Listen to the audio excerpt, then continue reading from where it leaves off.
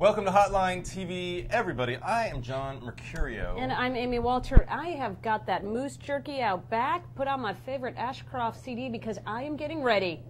I'm getting psyched for the CPAC conference. That's All right, right. it is this weekend. It actually started this morning up at the Omni Showroom.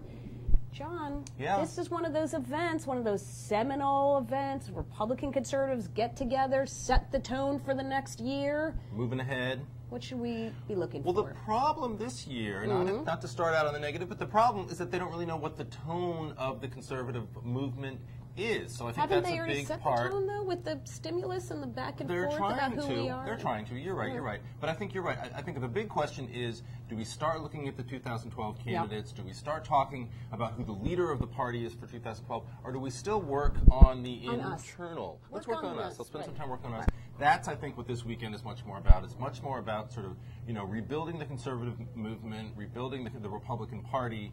And doing so in a way that, regardless of who the nominee is in 2012, they'll actually stand a fighting chance against. Well, so this is what's interesting. So even though this is supposed to be focused on the inside, right, making those changes, you have noticeable. This is very emotional. This is very emotional. Very emotional. Is Dr. Laura going to be there? Very possibly. Dr. Laura Schlesinger, big friend of the show. Big friend. Yet there are a number of White House 2012 potential candidates who will be giving speeches. They're not there just to sort of soak up the atmosphere. They're there to start positioning themselves.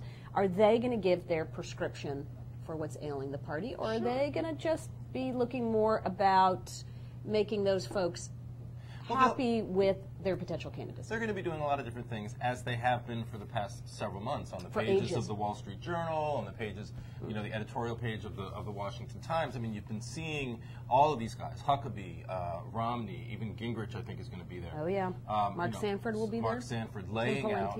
Tim Palin, thank you. The only two who won't be there, let's talk about those two, the interesting ones, the big ones sort of the week right now. Alaska Governor Sarah Palin. Not going to be there. And Kenneth Page. At Disney World. Bobby Jindal. What do you think about the lack of them being there? What does that foretell, do you think, about their near to midterm future? Well, for Jindal, it's actually probably a good thing. He needs this sort of bad juju from this speech to sort of dissipate. What's that? I don't know. Do you know the bad feelings about it? Nobody had a lot of good things to say. In fact, at a lunch yesterday. You haven't? No, but I'll look it up after. Right, yeah. Look it up on. Don't look it up on Urban Dictionary. Whatever you do, I'm sure that it is bad. Whatever is found there. What I need you to do instead is think of this, which was John Boehner, minority leader, at a lunch with reporters yesterday.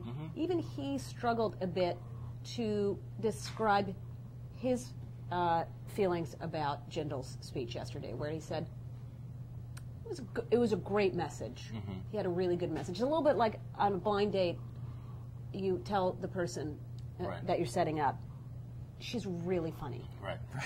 She has a great personality. But I think, and I think we've all sort of, Kenneth Page is going to do a great job on Saturday Night Live, I assume, this weekend, making fun of Bobby Jindal. Yeah. But I think, we've all had that fun, but I think it's this story of Jindal's bad performance has a pretty narrow Absolutely. shelf life. Very, very small, very short shelf life. I agree. No, he's the bigger thing for, I think what we're going to look for, as you said, it's where is the party, who are we, where are we going, and then we are going to watch to see how active these guys get in 2010. Who's asked to come and campaign, who's not, who's asked to be a headliner, and who's not. Right now, Jindal and Romney are the sort of establishment favorites. Nobody's asking Sarah Palin to be at those events, but she's going to raise a ton of money for the party. People are asking her. I think certain people are asking, but she's not going to. Do you think she's going to chair the NRSC or the NRCC official dinner? Certainly not, but I think part of it is because she doesn't want to. I think she has to get through 2010 re-election before she can really re-emerge. Yeah, she's got to re-emerge on the national stage.